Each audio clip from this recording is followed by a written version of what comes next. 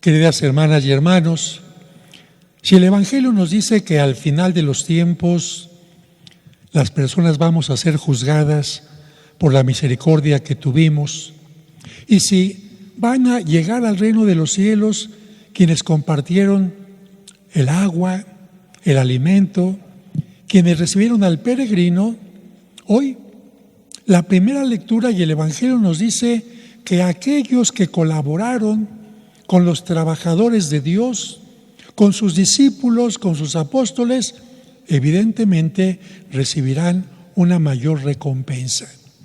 ¿Qué escuchamos, niños, en la primera lectura? Una mujer que supo que Eliseo era un profeta de Dios, es decir, anunciaba en nombre de Dios, servía a Dios, dijo, tenemos que ayudarle, porque ayudándole a él vamos a ayudar a que Dios realice su voluntad. ¿Y qué recibieron de recompensa? Ustedes lo escucharon. Esta mujer que no podía tener hijos, tuvo un hijo. Y nos dice Cristo también lo mismo. El que reciba a uno de mis discípulos, me está recibiendo a mí y tendrá una recompensa. En otras palabras, ayudar a que la palabra de Dios se propague, ayudar a que los valores del Evangelio sean conocidos, ayudar a que el reino de Dios se vaya expandiendo, siempre tendrá una gran recompensa. Demos gracias al Señor por tanta gente que hace esto, catequistas, voluntarios, médicos que atienden a la gente con cariño, abogados y padres y madres evidentemente en cada casa. Pero vamos ahora a otro tema del Evangelio. Tengo que reconocer que cuando yo era adolescente e incluso en la juventud, me molestaba mucho el texto del Evangelio que escuchamos hoy. El que ama a su padre o a su madre más que a mí, no es digno de mí. El que ama a su hijo o a su hija más que a mí, no es digno de mí. Y pensaba yo que Dios era un soberbio, que quería a toda costa ser amado más que mis seres queridos, que mis padres, que me mostraban diariamente su cariño, su preocupación y su ayuda. Llegaba a pensar como adolescente, ¿quién se siente este Señor Dios que puede pedirnos que lo amemos más que a quienes diariamente y en todo momento nos muestran su cercanía? A diferencia de Él, que muchas veces nos parece tan lejano y ausente en nuestra vida.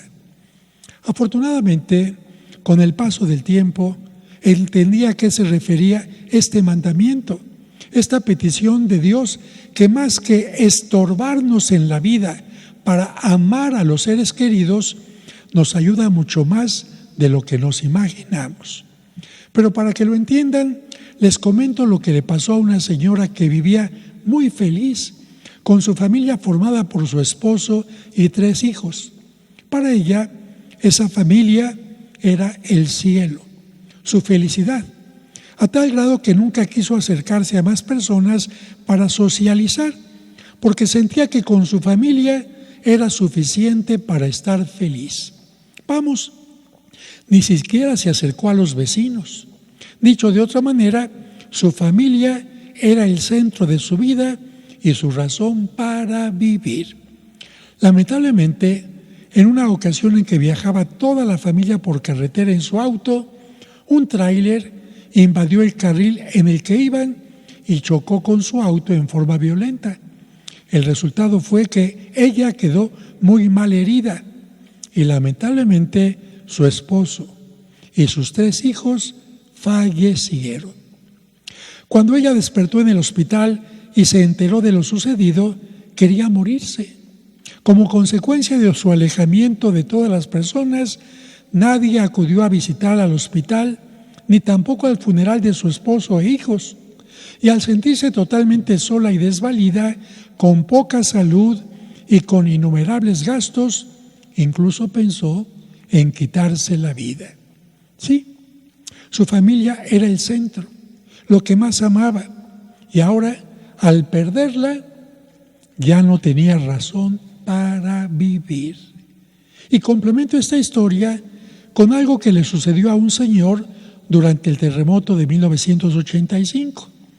Su hijo pequeño estaba solo en su cuarto cuando comenzó a temblar.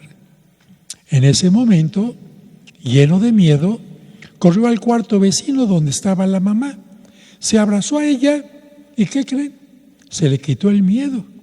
Pero la mamá, al sentir que todavía seguía temblando, también se llenó de miedo.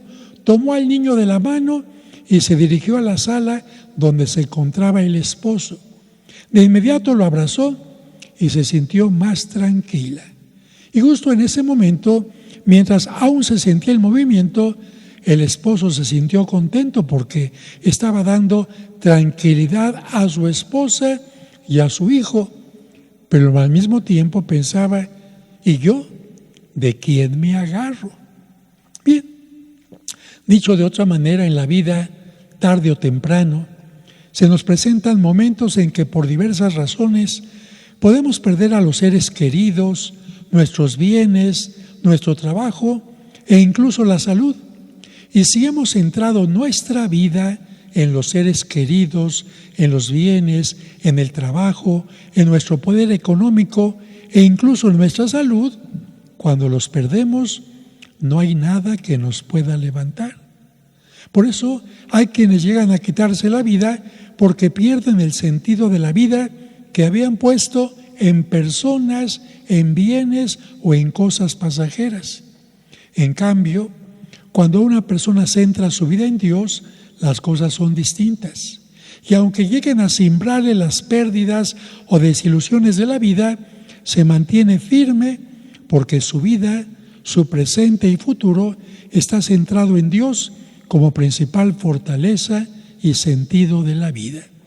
Por esta razón, a la virtud de la esperanza se le suele representar como una mujer acompañada de un ancla. En este caso, el ancla significa que en medio de las tormentas de la vida, el ancla se mantiene firme y da seguridad. Así es la esperanza en Dios. Con Él toda adversidad se puede superar y por eso se dice que la esperanza es lo último que muere. Cuando la gente pierde la esperanza, se pierde todo y se pierden las ganas de vivir y el sentido de la vida. Otro ejemplo de lo importante que es poner en Dios el centro de nuestra vida, lo podemos encontrar en las personas que sufren adicciones. Muchas de ellas han querido salir del problema confiando solo en ellas, en sus propias fuerzas, en su dinero, en terapias, en encierros, en medicamentos, pero resulta que no pueden salir hasta que crean, como se les dice en Alcohólicos Anónimos o Neuróticos Anónimos o Drogadictos Anónimos, en un poder superior. Cuando las personas creen en este poder, pueden salir adelante. Dicho de otra manera, los ejemplos anteriores nos enseñan que si Dios nos pide que lo pongamos en el centro de nuestra vida, no es porque Él sea soberbio o porque quiera obligarnos a ponerlo en el centro, sino más bien como una ayuda para que aún en nuestros peores momentos podamos salir triunfadores. Y por otra parte, tomar la cruz de Cristo no significa sufrir por sufrir o permitir que nos agredan, nos falten al respeto y nos hagan sufrir. Este pensamiento no es correcto, porque de hecho Cristo en sus 33 años solo estuvo 3 horas en la cruz. Tomar la cruz de Cristo significa vivir cada día los valores del Evangelio que nos pueden llevar incluso a dar testimonio en los momentos más difíciles. Que algo maravilloso que sucede cuando ponemos a Dios en el centro de nuestra vida es que somos agradecidos con todo lo que Él nos da y también con quienes ayudan a que sea conocido o a que en su nombre su misericordia llegue a los demás. Como ustedes que traen despensa y gracias a la despensa la gente siente la presencia de Dios. La primera lectura nos muestra cómo Dios recompensó a una familia por haber recibido al profeta en su casa, como si hubieran recibido al mismo Dios. Por eso Cristo nos dice que Él nos recompensará cada vez que demos agua al sediento, comida al hambriento, etcétera, porque será como si lo hubiéramos hecho con Él. De tal manera que esta es la enseñanza del día de hoy. Pero ahora, como no siempre pensamos en los niños, ahora voy a leer este cuento para ustedes, queridos pequeñitos. Recuerden, está tomado de este libro, Cuentos para entender el Evangelio, que hice pensando en ustedes y en los adultos que a veces dicen, fui a misa y no le entendía el Evangelio. Bueno, pues aquí se puede entender fácilmente. Pero como ya no puedo ver tan bien con esos ojitos, aunque está aquí en el libro, aquí lo puse con letra grande, que se llama El País de los Deseos. Se lo dediqué a Silverio. El pequeño Silverio leía un libro de cuentos y mientras se imaginaba lugares fantásticos, se quedó dormido. De pronto se vio en sueños acompañado de su amigo Antonio frente a una enorme puerta que decía El País de los Deseos. Cruzaron el umbral y escucharon una voz que les decía: bienvenidos a este lugar. Aquí se cumplirán todos sus deseos, pero se les advierte para que tengan mucho cuidado con lo que pidan. No se dejen llevar solo por la ambición, sino más bien por la sabiduría. Cuando Antonio escuchó la advertencia, dijo en forma burlosa: Pamplinas, la sabiduría no sirve para nada. Yo voy a seguir todos mis antojos. Silverio trató de hacerlo reaccionar y lo amonestó: ten cuidado, la mente también tiene malos deseos que se te pueden conceder. Antonio aceptó la recomendación y agradeció a su amigo diciendo: tienes razón, sería terrible que se cumplieran mis malos deseos, solo pediré cosas buenas. Después de caminar por aquel país mágico, los niños tuvieron sed. Antonio deseó un vaso lleno de agua. Silverio pensó con sabiduría y dijo: yo no quiero un vaso, deseo una fuente de la que siempre pueda beber. Los dos vieron hecho a realidad su deseo, calmaron su sed y continuaron su camino. Llegaron a un hermoso bosque lleno de chocolates y caramelos. A Antonio se le hizo agua a la boca y expresó un deseo en voz alta: quiero una bolsa grande llena de golosinas. Silverio se vio tentado a pedir lo mismo, pero reflexionó: si pido una bolsa grande de chocolates y caramelos, tarde o temprano se acabarán. Es mejor desear una fábrica que los produzca. Sus deseos se cumplieron y continuaron felices su camino. Más adelante, encontraron una ciudad formada por todo tipo de libros. Antonio quiso imitar a Silverio y deseó una fábrica de libros. En cambio, Silverio reflexionó y se dijo: pediré humildad para reconocer que siempre hay algo nuevo que aprender, discernimiento para distinguir la verdad o mentira en lo publicado, firmeza para poner en práctica las buenas lecturas y finalmente generosidad para compartir con los demás todo lo aprendido. Ambos recibieron lo deseado y continuaron su camino.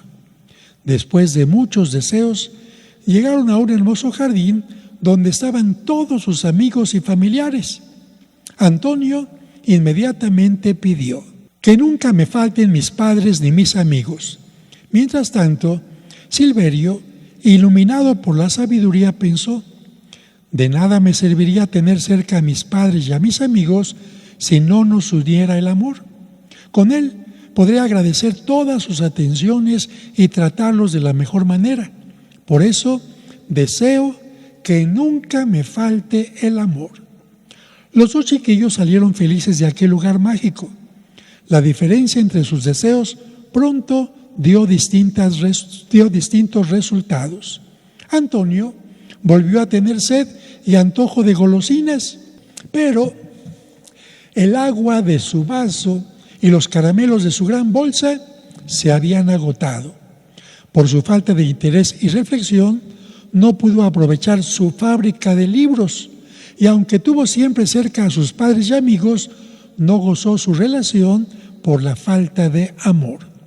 Por su parte, Silverio siempre tuvo una fuente para calmar su sed. Gracias a su fábrica de caramelos, gozó y compartió los dulces ilimitadamente. La sabiduría le ayudó a sacar provecho de todo libro y con el amor constante que pidió, pudo gozar siempre a sus seres queridos y hacer felices a quienes le rodeaban. Con este cuento, Silverio descubrió que es mejor elegir siempre lo mejor, una fuente, una fábrica de cosas buenas, la sabiduría y el amor. Y se dijo, cuando amamos a Dios por encima de todas las cosas, Él nos enseña a dar amor verdadero y nos ilumina con su sabiduría para tomar las mejores decisiones. Él, como Padre Providente, es la fuente inagotable de amor y la fábrica de toda obra buena.